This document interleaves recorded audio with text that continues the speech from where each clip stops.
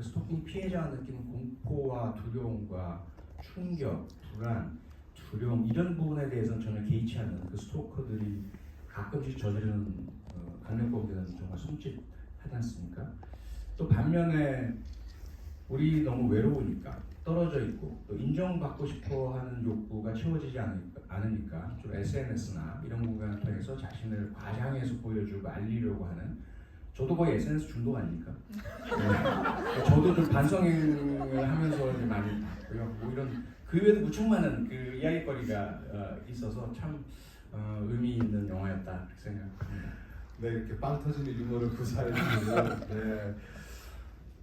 저도 이제 교수님 말씀에 동의하고요. 이게 약간 뭐 관음증이나 과시욕이나 약간 인간의 약간 어두운 그런 본성을 경쾌한 스릴러에 굉장히 잘 담아냈고, 무엇보다 속도감이 대단하죠. 굉장히 휘몰아치는 이야기 전개가 정말 꼼짝달싹 못하게 그냥 쫙 빨아들이는 그런 느낌을 받았고요. 감독님께서 제일 존경하는 감독이 스티븐 스필버그 감독이고요. 그 다음에 제임스 카메론 감독의 타이타닉을 100번이나 보신 분입니다.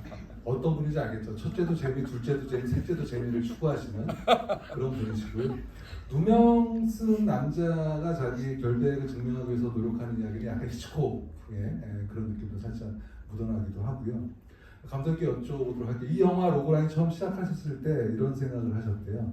누군가 시체를 발견했는데 신고할 수 없는 상황이라면 이게 이 영화의 출발점이거든요. 거기서부터 어떻게 디벨롭을 하셨는지 여쭤보도록 하겠습니다. 네, 그래서 말씀하신 것처럼 그러면 왜 신고를 못할까? 그럼 본인도 이제 캥기는 게 있거나 잘못한 게 있으니까 신고를 못하겠지. 그럼 어떤 잘못을 했을까부터 좀 시작을 했고요. 그러면은 좀 더 극단적으로 갔을 때, 그러니까 뭐라 해야지? 제가 개인적으로 조금 이렇게 취미처럼 가지고 있었던 게, 그러니까 그런 온라인 집들이를 본다거나, 아니면 이제 피터팬의 그런 좋은 방 구하기 같은 데서 사람들이 어떻게 꾸며놓고 사는지를 보는 걸 좀 좋아했거든요. 그러니까 다른 음흉한 의도가 있는 건 아니고 제가 아직 독립을 못해서 혼자 살게 되면 어떻게 집을 좀 꾸미고 살아볼까 그런 걸 좀 찾다 보니까 그런 취미를 좀 갖게 됐는데, 그러면은 그런 인간이 실제로 집에 들어가보고 싶어하는 어떤 인간이면 어떨까? 그러면은 그런 사람이 시체를 발견한다면 절대 신고하지 못하지 않을까 하는 생각에서 좀 이 이야기를 점차 이렇게 발전해 나가게 됐고, 구정태라는 인물을 보셔서 아시겠지만 남들이 숨기고 싶어하는 걸 보고 싶어하는 그런 아주 되게 불쾌한 인물인 거죠. 누구에게나. 그렇지만 한소라라는 인물은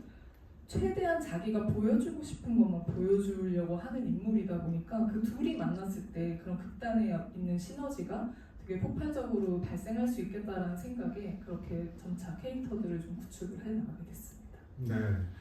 그래서 어떻게 보면 두 캐릭터가 좀 데칼코마니 같다는 생각도 들지 않으세요? 네. 원래 그렇게 의도를 하시고 그렇게 만든 거죠? 네, 맞습니다. 아, 진짜예요. 네, 둘이 완전히 극단에서 서로 사이코라고 부르고 서로 또라이라고 부르면서 아주 막판에 뒤로 갈수록 굉장히 좀 흥미진진한 이야기가 아니었나 싶고요. 교수님께 본격적으로 이 캐릭터들에 대해서 한번 질문을 해보도록 하겠습니다. 구정태가 굉장히 흥미롭죠. 자기는 나쁜 짓 절대 안 한다고 계속 그러잖아요. 그래서 이런 캐릭터가 현실에서도 좀 존재하는지 궁금합니다. 존재하죠. 존재할 뿐만 아니라 너무 많이 존재하죠. 우선 이제 구정태는 기본적으로 범죄자지 않습니까? 범죄자임에도 불구하고 본인 스스로는 합리화를 시키고, 우리가 합리화가 심리적으로 방어기제라고 하거든요. 자기가 있는 그대로를 인식하면 견디지 못하니까 야 나쁜 놈이고 주거침입 범죄자이고 다른 사람의 사생활을 몰래 훔쳐보고 피해자 본인이 안 되면 나는 마대적으로 싸고 이걸 인정하고 받아들이면 못 견디거든요. 그렇기 때문에 자기를 방어하기 위해서 합리화를 시키는 거죠. 근데 구정태 같은 행위보다 훨씬 더 심각한 살인 행위를 한 자들도 유사한 심리를 갖고 있습니다. 여러분 기억하실지 모르겠지만 연쇄살인범 유영철도 TV 생중계 카메라 앞에서 합리화를 뻔뻔하게 했었죠. 피해자를 비난합니다.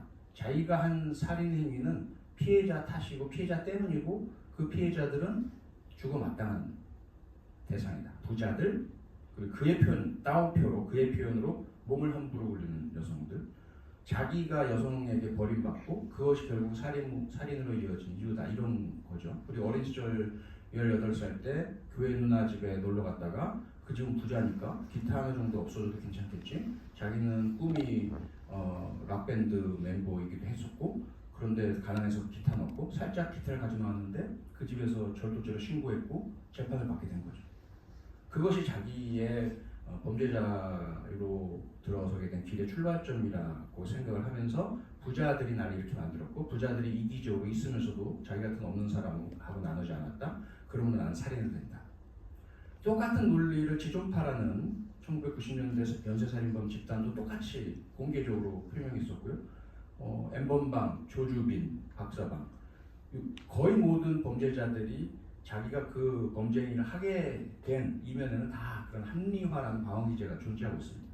조금 가볍게 보자면 구정태 같은 범죄 행위를 하지 않는다 하더라도 우리 모두가 사실은 해서는 안 될 악플을 단다든지 누구 뒷담화를 험담을 한다든지 허위 사실을 살짝 이야기할 때에도 스스로 합리화를 사용을 하죠.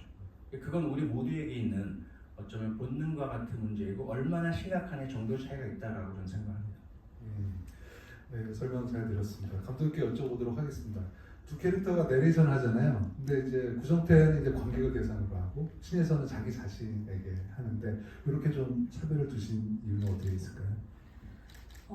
일단 제가 몇 번 얘기했던 거는 구정태는 밖으로 향하는 인물이고 한소라는 안으로 향하는 인물이다라고 몇 번 말했는데, 구체적으로 얘기를 해보자면 구정태가 조금 더 뻔뻔하다고 저는 생각을 해요. 그러니까 그래서 남들을 나는 그 정도 나쁜 사람은 아니에요라고 남들을 설득하면 설득을 할 수 있다고 생각하는 인물이어서 남에게 말을 하는 인물이라고 저는 생각했고, 한소라의 행동은 조금 더 경악스럽긴 하죠. 그렇지만 본인이 내가 나쁜 건 아닌데 그래도 내가 불쌍해서 그래. 내가 제일 불쌍해. 그건 어쩔 수 없었던 거야 라고 스스로를 또 계속 설득을 해야 이 행동을 계속 할 수 있었던 거죠. 그래서 스스로한테 계속 말을 걸고 나는 내가 뭐 둘째로 태어나서 어쩌고저쩌고 하면서 스스로를 계속 합리화하는 그런 좀 차이를 둔 형식을 사용했죠.